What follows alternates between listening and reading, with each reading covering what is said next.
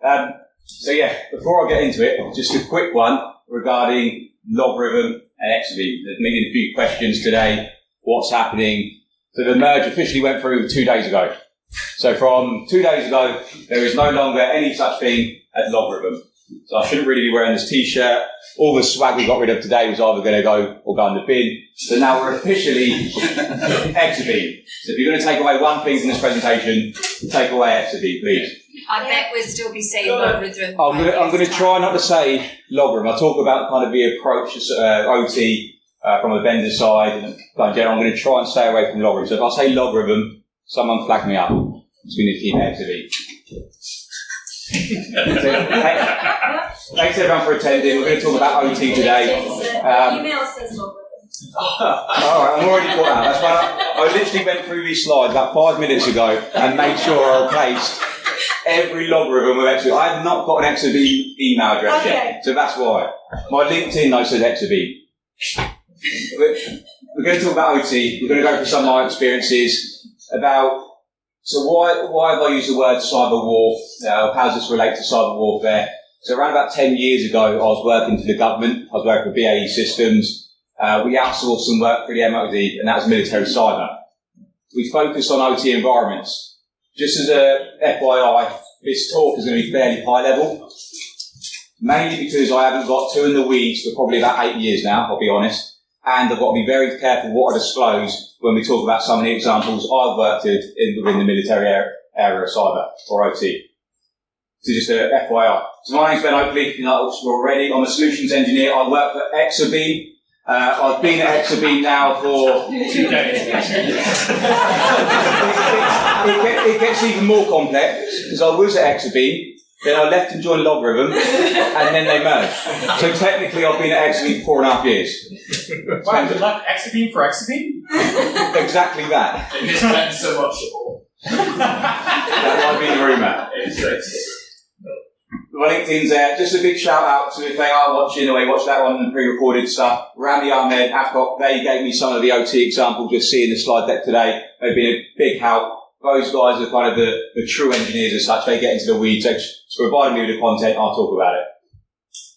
I've been in the cybersecurity space in general for coming up 20 years. So I started off as a script kiddie from about 14 years old. The way I got into cybersecurity was I was developing a PHP game. I was into my text-based games at the time. I was developing one. I released one. Someone come along and dropped my database completely, flushed it. I was like, what the hell is going on? They said, oh, you've been SQL injected. From that moment, therefore, I was in cybersecurity. I learned how to sanitize that user input. And from that day, almost 20 years ago, I've never looked back. So that's all I've done. Agenda. We're going to try and cover up quite a lot. Hence why I'm speaking fairly fast, but there's quite a lot of content to cover. So I'll go over some of my OT experiences. We'll go over the overview of OT. We'll go over the threat landscape and best practices. We'll go over the exabeam OT approach. I will share with you some real world examples which I've seen and the principal engineers have shared with me. And then we'll do a bit of Q&A if you've got time if there is any questions.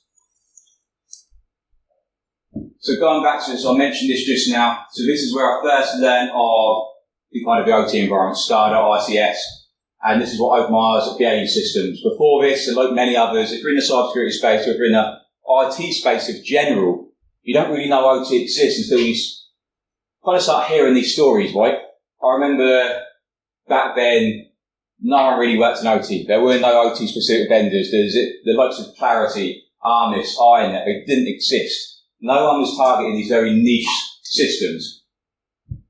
So in this military division, we started to, again, I've got to be careful what I disclose, we started looking at vulnerabilities within areas people would least expect. So this is what kind of got me into it. I was looking at vulnerability investigations on a major defence platform, using the likes of Metasploit, Wireshark, trying to work out what goes over the wire, can I manipulate anything to change a 0 to a 1. This leads me into like network traffic manipulation to kind of mislead those ICS platforms, so misleading an actual operator. The best example I like to give is, again, I'm not going to give anything too specific. If you have a radar-based system in front of you, and you see a friendly entity on there, you change a 0 to 1, and suddenly that friendly is appearing as an enemy, the consequences to that were potentially what comes down to World War III. This is the areas I was working in. I hold a lot of it to my grave. Very interesting stuff. Use a load of Eticat, Scapy to do that when I got more into the weeds. I left the military cyber space. I then joined network visibility. So again, this relates to OT. I was working for the likes of RSA Net Witness, working for Forescout, worked on many different OT environments. These were not military based, more general production lines, manufacturing, etc. And just looking at the traffic going across, seeing if there's anything outside of the norm, and giving us that visibility into that. Since 2020, so I mentioned I've worked for Exabeam and Logger, and now just Exabeam. I joined the C and UEBA space. I'll be honest, I haven't done too much OT projects since 2020. I've done a lot more of the cloud side of things, cloud-based scenes. Typically, when we talk of OT environments, OT scenes, these usually exist on-premise, right? If you want to do network capture, etc., you come up with span or tap. So you're on-premise. I have done some OT stuff, but Exabeam, even that was logarithm, but with the on-premise stuff, I've done a little bit, so I'll share some of that as well. That is my experience in a nutshell the last 10 years on OT. So, I know this is a technical audience, and probably most of you are aware of what OT is. Probably worked with it, might even work with technology, how to protect it, etc. But I'd like to just give a quick overview into what OT is, some of the acronyms used in this presentation, just to give a overview for everyone who's not aware of it. So I'm not going to read all of these off the list. I'm just going to leave them up there for literally 30 seconds, if that, just in case there is an acronym I refer to and you kind of lose track. The most important one here is the OT, ICS, SCADA, just how that kind of sits together. So you see the master circle there, such as the OT, ICS existence within it, and SCADA. So there's terms we use quite often.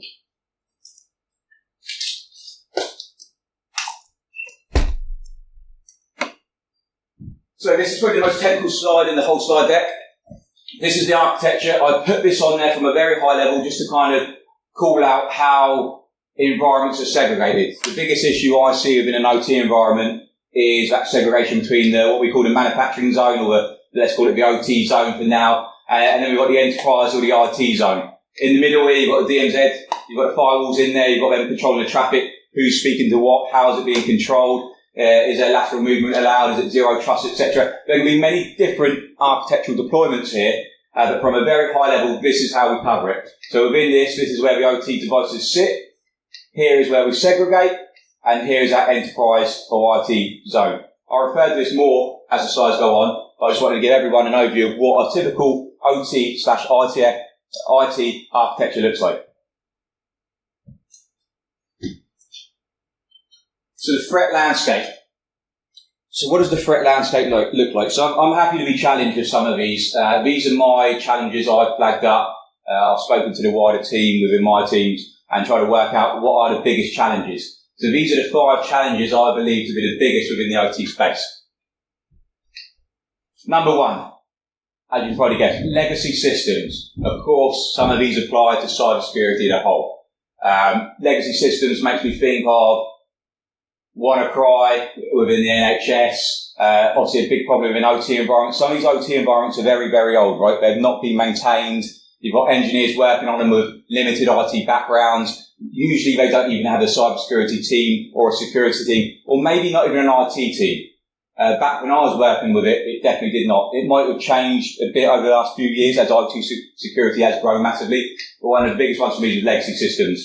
If something's not patched, not out of date, we all know in here how easy it is to exploit. Interconnected environments. This is what I talked about just the previous slide. The architecture, you had the IT segment, you had the manufacturing segment. So here, making sure that if they are to talk to each other, they're talking to each other in either a zero trust approach, or they're talking to each other in a way which can be secured. Back when I was doing this, everything was air gapped. I'm pretty sure that's not the case right now. I think they start to allow more OT environments to speak to the IT environments, mainly for maybe cost efficiency, ensuring that manufacturing is continuing, that sort of thing. I may be wrong. It might not be used as much as I am thinking right now, but it's trying to work out what that best architecture looks like. That's probably one of the biggest challenges, right? What's best? Is it air gaps?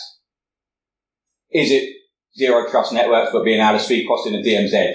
I guess I'll open it up to the room. Is anyone seeing types of these architects? What is the common scenario here right now? Because I personally do not know. Is there anything? Yeah, so I work for Telco, and this is exactly what I do. Okay. I took over a legacy system. Nice. For 3 years, so it. Yeah.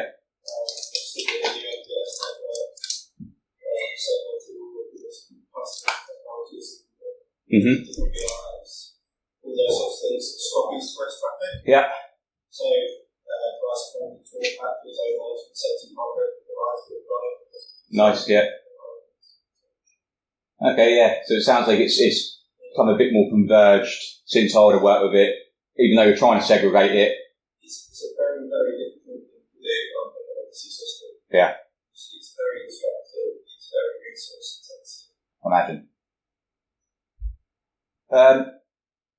Lack of security awareness. So I think this one's a big one in cyber in general. If this was just on cyber security in general, I'd put lack of security awareness as number one. But this comes down to kind of the operators not being aware. Big thing I like to think of is Stuxnet. When we talk about how did Stuxnet get into Iran and kind of spread across those nuclear power plants, etc. I believe it was someone plugging in a USB stick without knowing about it, right? Very basic stuff. Exploiting that lack of security awareness. I know it's used everywhere, but when you do it in an OT, a manufacturing, a nuclear power plant, whatever it may be environment, the consequences are even more devastating. Supply chain vulnerabilities and management. This is coming up more and more. I see this as a bit of a trend in cybersecurity, to be fair. I don't know too much about this, but I hear more about it. Ensuring that new technology coming into the OT environment is being vetted. Personnel coming in has been vetted. Ensuring you're doing that due diligence. Ensuring people are clear to the right levels, etc. Keeping everything up to date. It's very hard, from what I understand and believe, to kind of manage everything outside of your remit as well. And that's why I put this as number 4. And challenge number 5, and this is what we'll kind of speak about of how Exabeam cover this, is limited visibility and monitoring. So being able to see that network traffic go across these OT environments, being able to capture. You can't capture log data because you can't always, it's an OT environment, you've got legacy systems. How do you kind of monitor and see stuff going across the wire? This is where we start to utilise network analytics, network monitoring tools, etc. So we'll talk a little bit about that as well. So just to recap on this, where are the security gaps? This links to the challenges. This one I did actually call out on the previous challenges, but I hold this one close to my heart. I used to work for a vendor called Forescout, and they used to work closely on asset inventories. They used to hold into the switches, look at the arc tables, and pull that down, and actually show you every single device on your environment. I know you can do it from a scene perspective, you can probably do it from a network analytics perspective as well, but the easiest way I ever saw doing that was with Forescout, and I used to plug this into a lot of OT environments and get a nice list of everything on your environment. If you've got that nice list, I can't turn around and say it was always 100%, so there may be stuff missing, right? It's a difficult task to do in itself. If you've got a nice list, you know where to start. You know what exists on your environment. You know what's in your OT environment. You do hygiene checks against it, etc.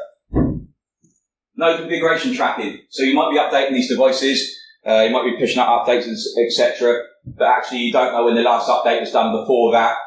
Do you need to roll it back, etc. I see this quite often within PLC and OT environments. Undocumented protocols, similar to the one I just called out.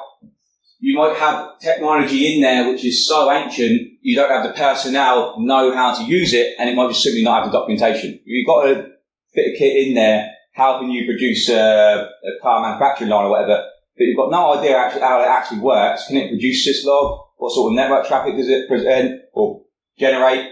It's a difficult task. Outdated equipment falls back into that, so I'm not going to speak about it too much more. No visibility into OT networks. I mentioned this earlier on challenge number 5. How do we actually get visibility into OT environments when they're very legacy? You might not have the ability to capture logs. You might not have the ability to look at that network traffic, etc. IT-OT convergent, something we just talked about on the first architectural slide. Getting that perfect architecture is a very difficult task. So, security best practices. What do we do within OT? These are what I believe to be the best security practices. Asset inventories, I just spoke very fondly about this. Won't go over it anymore. Data collection, so ensuring that you're collecting all the relevant data. That helps obviously populate an asset inventory. We're seeing all the connected assets to our environments, etc. Contextualize data. So if we've got an inventory, we're collecting the data, we now have got to contextualize it. So we want to know Who owns that device? Where does it exist? If it was to go down, what would happen, etc.? Goes into process resiliency. So how far can the device be stretched before it falls over? And if it does fall over, what are the consequences going to be?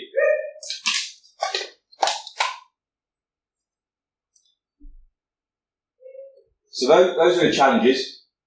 These are the attacks and impacts. So maybe we'll go through a couple of these and I'll try and get some feedback from the people in the room here. So unauthorised stop. So I've tried to put some little pictures up here. So we've got a car manufacturing line.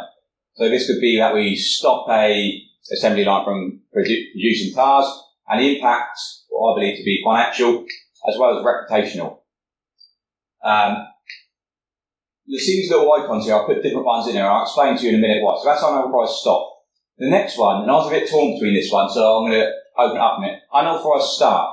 So for example, if you open up the water dams gate, and you can see right there, imagine opening it up when it's not supposed to be fully open. Maybe there's a village nearby, and there might be people working nearby, etc. If someone manages to open those gates, and they're not supposed to be, I'll put this little heart in there. You've obviously got the financial, reputational heart I'll put in there for health or loss of life. Does anyone, where I was torn was, do you think of any scenarios where unauthorised stop would also cause loss of life? Power? In a hospital. Wait, you just like that? You thought of that and you thought of that before me, so I agree that heart should be in there. Exactly. I'm glad you brought it up. Any others you think of? You can have a manufacturing robot which someone's working with, maybe there's a worker that's near it, or it stops at the wrong time, it catches someone's hand. Yeah. Or maybe some sort of vehicle, a ship or plane that you can turn off. Yeah. I remember learning about one of the first OT hacks I remember reading about and seeing being presented. It was a smart car. I can't remember what smart car it was. It might have been a Tesla or something. But they cut off all the brakes within a certain area, and it was very easy to do. So that could cause it as well. Stopping emergency communications. Yeah. All those fun electromagnets that pick up huge. Oh yeah. I know you're on about. I shouldn't laugh, but yeah. Anything on the water industry, stop and don't sit. Yeah, that's a good one. I've got some actual real examples on the chlorine levels and stuff. We're a customer we've got in the water industry. Fridges. Yeah. Fridges are a big thing. The list goes on, right? And that's kind of what opens up. I think there's probably more in that unauthorised stop than there is in the unauthorised start. Anything in hazard monitoring software. Mm-hmm. So we should put traffic lights in Yeah, there's tons. As you think about it more, and this kind of shows you the real impact of OT, right? And this is why it's such a cool area to work in. Why people ask me about cybersecurity if they don't know about it, I like to bring up some of the OT stuff. Shut the wind turbines in the old start, so they get turned off on the Mm-hmm. And boilers for starting. Yeah. I think we could spend probably about another half hour going through stuff. We should have done this. I can stop. Data compromise, so loss of IP, obviously very common in our industry, but of course this can be affecting an OT. Control compromise, so a bit similar to some of the examples we were bringing up just now. The one we only like to give an example is kind of blowing the breakers in a power plant. So similar to a start, but this is actually getting full use of it, boosting the voltages or boosting the amount of power, water, whatever resource it may be, go into this machine and cause it to essentially overheat. Anyone nearby is going to get injured. I'm not going to go through all of these. These are more sample threats we've seen recently, me and some colleagues. The probably most common one to pick up on is failed authentication to multiple hosts. You're probably going to see this it's going to be a common scenario in cyber in general, but we see it in OT a fair bit. Failed authentication to multiple hosts. So people trying to log into operators' machines, workstations, whatever it may be, without any success. We like to pick that up. And if we see a chain of multiple failures within a certain area, we can pick that up and display it to the analyst. Metasploit, payload drop. So this is something I used to work with. Do a lot of Metasploit with the government. That 10 years ago, so I'll leave that one in there. Of course, they're still being used on a fairly regular basis. Operator, so this one's interesting. Operator not acknowledging a triggered alarm, high. So what I mean by that is an alarm's triggering, and it should be telling, you should see it on a HMI, and it should be saying to the operator, quick, do something, that all the bells are going off. In this case, someone's manipulated that traffic or changed something, and the operator's not aware of it. So the system, the back end, thinks that this alarm is going off, but the operator's none of the wiser. So you can't manually shut that down. It might be a manual shutdown. Think back to the stop, the start, the control of that. You might have to manually call down a nuclear power plant. They're not aware of that. They can't do it. It's just going to blow up. Unusual network scans, slow scans. Again, seeing if anyone's scanning across the OT environment. We can start to detect that using network analytics. Unscheduled controller change from engineering workstations to seeing something out of the normal. If we start to see someone go into their workstation at midnight, and they usually work a 9 to 5 shift, suddenly why is there an engineer changing something on the controller here to something what should be unscheduled? That might point us to a bad direction. So this is where we get into some of the actual content, screenshots. How do we approach it at Exabeam? I'll try and keep it as vendor agnostic as possible. I'm not just going to try and sell Exabeam. I have chucked in some other vendors in there, but it's fairly high level. So how do Exabeam do it? So we combine SIEM with network monitoring to give OT visibility. So we've got our products, we've got the on-prem SIEM, we've got the cloud SIEM and the UEBA. We've got the network monitoring, what we refer to as NetMon. And then we also integrate with third-party OT vendors. I'm not naive enough to sit here or stand here and say that Exabeam can cure any OT problem. That's not right. Anyone who's worked with OT security is a mammoth of a task. It's come a long way since, and we do integrate with some of these, what we call specialists. We can start to pull in some of that context and bring it into our solution. So some of these are Clarity, who are posted in the Zomi. I was talking with some of the Tenable people just now out in the vendor hall. We can pull in data from that as well.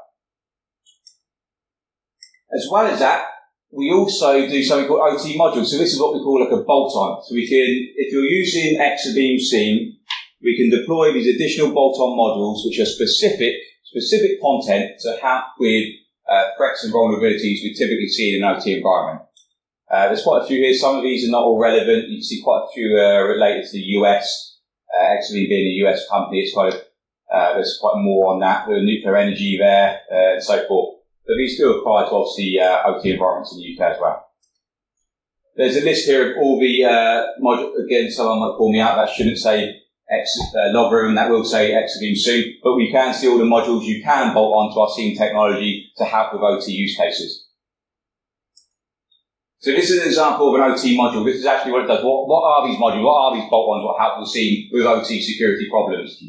So here is the list of the rules we use. So some of these I might want to call out. I know it's a bit blurry.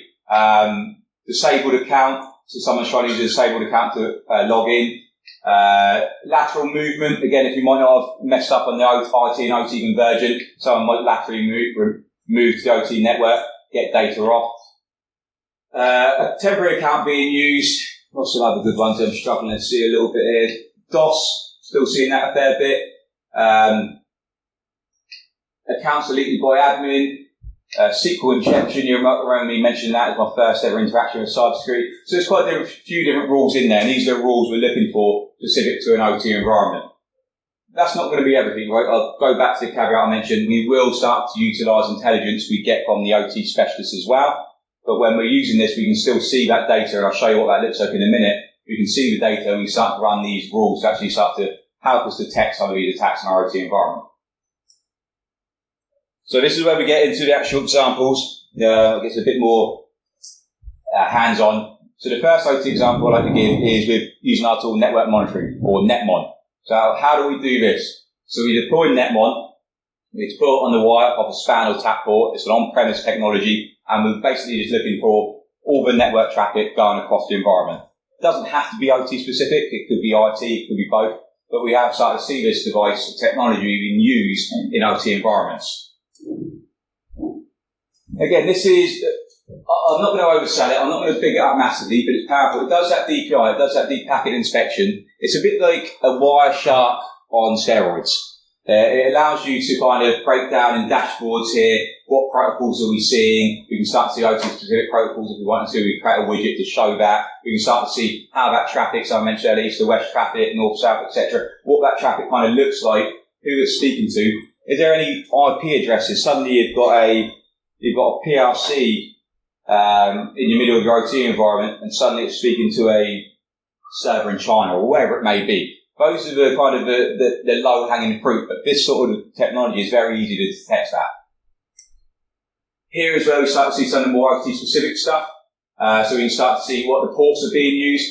Again, an OT environment, not always, but sometimes you should know what sort of ports they're talking across. There may be quite a few unique ports because the systems are so legacy and undocumented, you struggle to work out what ports they are talking to. So this is where we list all of those and start to go through what ports are being used, source and destination IPs, try and detect that east and west traffic, start to see what apps are being used in here. Apologise, it's a bit fuzzy. You've got Modbus in there, you've got other stuff in there as well, S7, and so forth. The specific stuff is a bit bigger this slide, so I'll skip to it. These are the specific Netmon examples we're looking for. So in Netmon, I've seen these used in real-world scenarios. We've got Honeywell, we've got Snyder, we've got MMS, we've got Profinet, plus many more. There is a list on this documentation. I will send this out afterwards, but you can see many more on the website there. The list goes on. DMP3, Modbus, obviously a common one. S7Com, we saw that in the dashboard view. But here we can help detect and look into that OT traffic going across the wire. Is Netmon's not something you would have running all the time? Is that something you would do for analysis and No, investigation? so Netmon, so I'll give you a bit more insight than that. Netmon, first point, Netmon's got a freeware version. So if anyone is interested in using it, you can actually download it. It's not a paid product.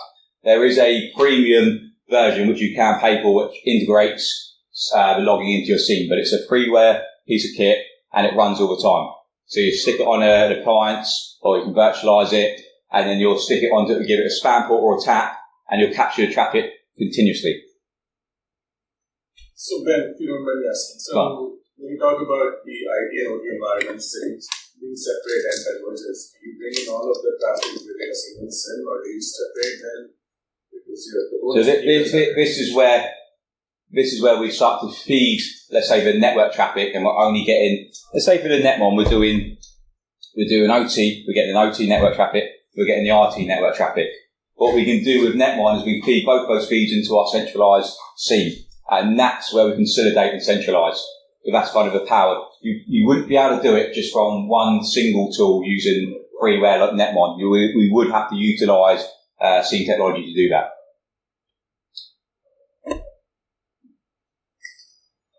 So, example 2, this is probably my favourite area. This is where I've been working with for the last, probably about 4.5 years now. I've moved much more into the cloud space. I don't do as much on-prem and OT stuff as I explained, but we still use cloud scene for OT scenarios. So some, not all, but some still will agree to send that OT data up into a cloud scene. Specifically around if they're using like network analytics on-premise, and they're detecting some of those key alerts or triggers, they'll send that up into the cloud scene to actually allow us to analyse it from more of a centralised overview. So what do some of these examples look like? So we've got a few dashboards in our scene project. So these are real examples. So this is an example taken from one of the colleagues I mentioned at the start. They were looking at the likes of top operating systems. So who was actually logging in, where is it being used, how often are they using the OT environments? Top common events, top SCADA remote devices, location of the substations, execution statuses, top actions taken. Again, apologise for the slight delay, you can't see some of those, but they are OT specific commands, either running something across the circuit breaker, etc., so forth. SCADA power distribution, this is a cool one. The one I'd like to point out here is top voltages. So they are actually tracking how much electricity and power their OT environment was using. So it's not always, it doesn't have to be security specific, right? It can be more operational. Learning, is there any way we can potentially save money? Cost efficiency is a big thing. If we start to see certain systems which are way more voltage output than some of the others, then we want to look into those. Or it could be that it is malicious and someone's sending too much power to a certain device, is there a risk of that overheating, exploding, or causing mischief? Again, top actions taken, operator workstations, top circuit breaker locations. So where in the world are these, where do they exist? Again, C is just using the log data. You could feed in the network data if you wanted to. You can get that network traffic and you can send it up to the C to kind of give you both directions. So you've got that on-premise network data as such, but you've also got the logs. Why do you need both? And why is that on one of our first slides and how we do it? Is because not all legacy systems can reduce logs, right? Logging isn't always possible. If it's not possible, how do you get that visibility? Okay, let's fall back onto the network data. If you can do both in a single centralized view, that is what I believe the solution to OT visibility. So here's a kind of correlation rule or fact-based rule. In this example, it's a very basic example. They're looking for if malware was detected, and then they saw a circuit breaker open. So this is a real rule we saw. So they do see some sort of malware outbreak, and then shortly followed by, I think it was 5 minutes, they see a circuit breaker open. We know in that case it's an OT-specific vulnerability or threat here, because they're looking at both open that circuit breaker.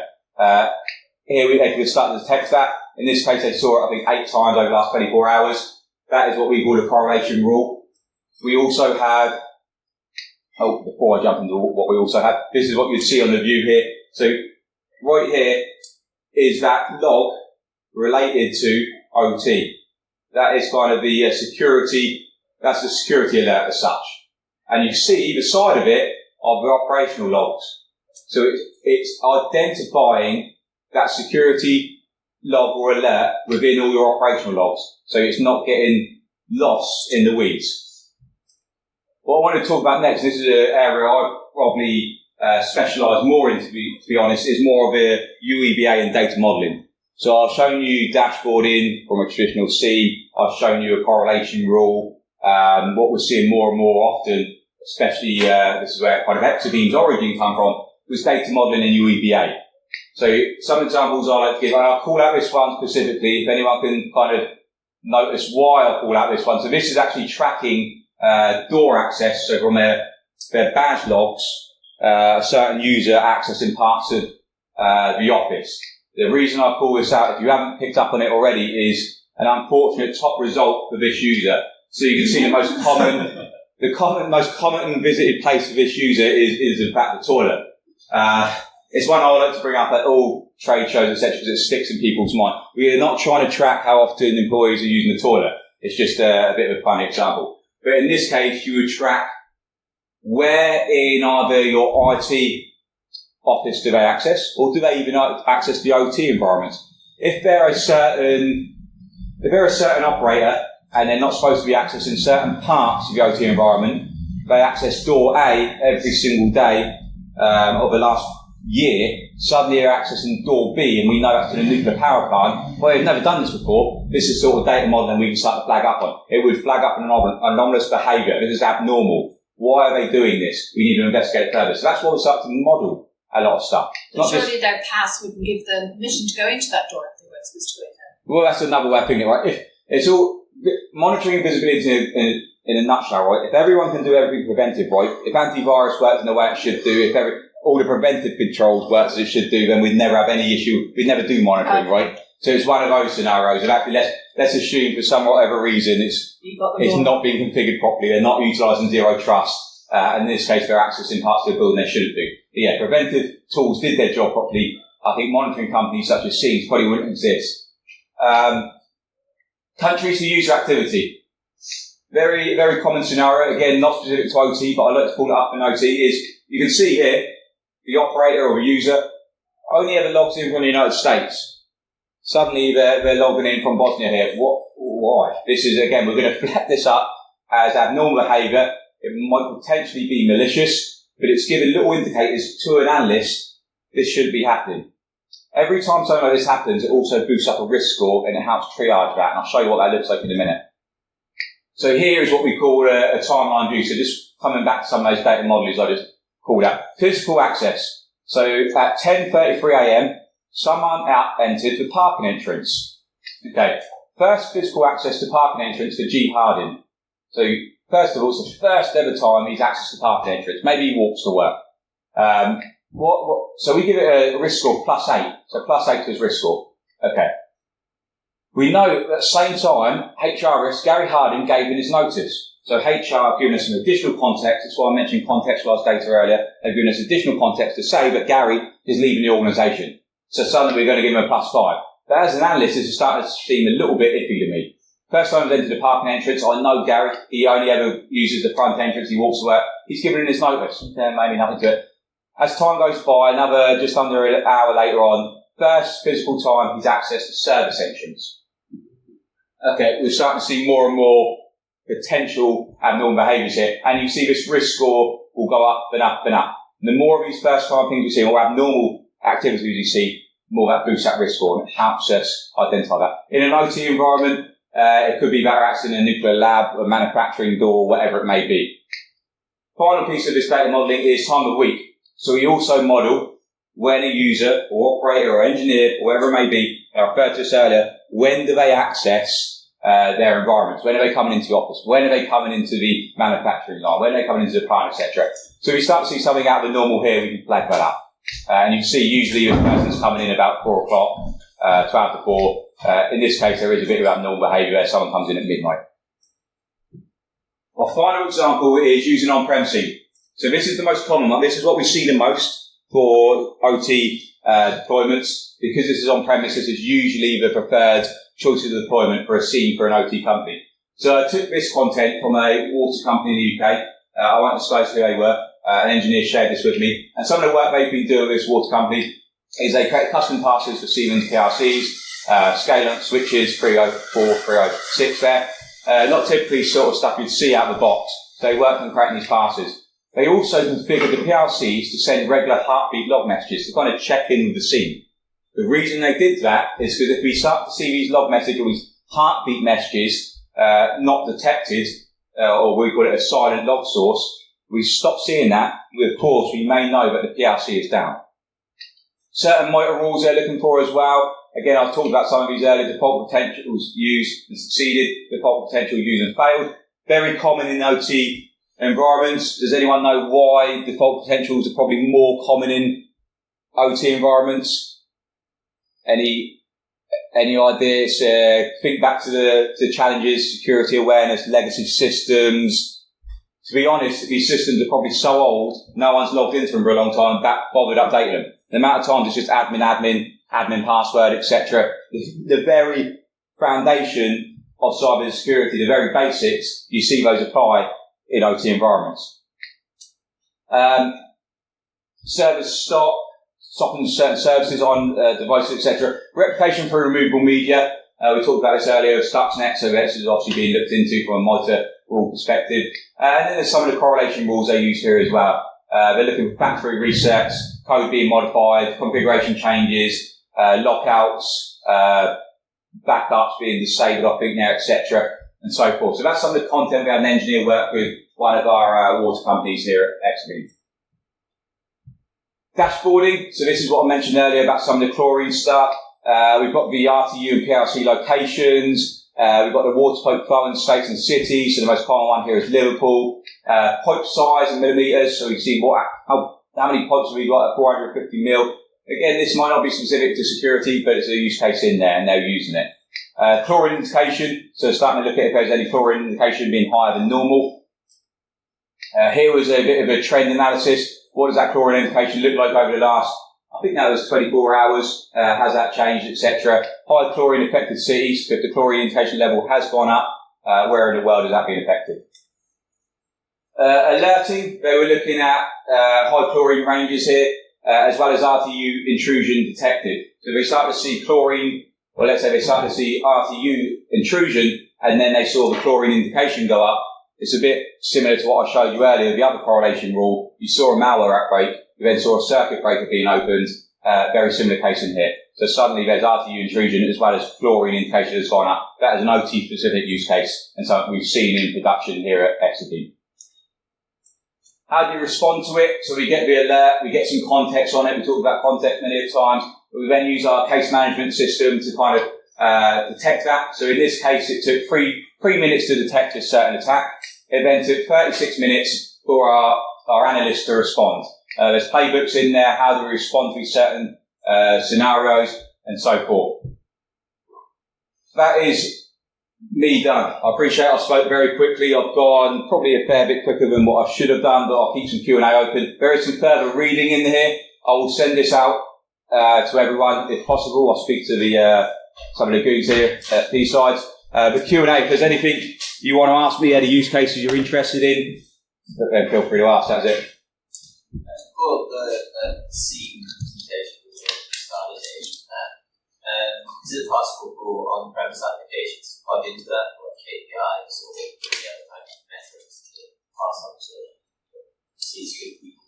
Yeah, so obviously we can, it's about KPI, just to repeat it forever, KPI going into the SCADA devices to show the metrics to the C-suite, etc. So the way I'd usually do it, if we can't get the data directly from those devices into the scene, then that's where we'd utilise some of the specialists, like I mentioned earlier, the likes of Zomi, Tenable IT, because they can go a bit more, in all honesty, they go a little bit granular. They're kind of the OT specialists, right? We will take in anything from a logging perspective the devices can generate, but if we can't pull that data or pull that data down or the devices can't log that, then we'd partner with one of our technical alliance partners, such as one of the OT specialists on there, unless we can get it from a network traffic perspective. If it's generating a lot of network traffic, can we report that?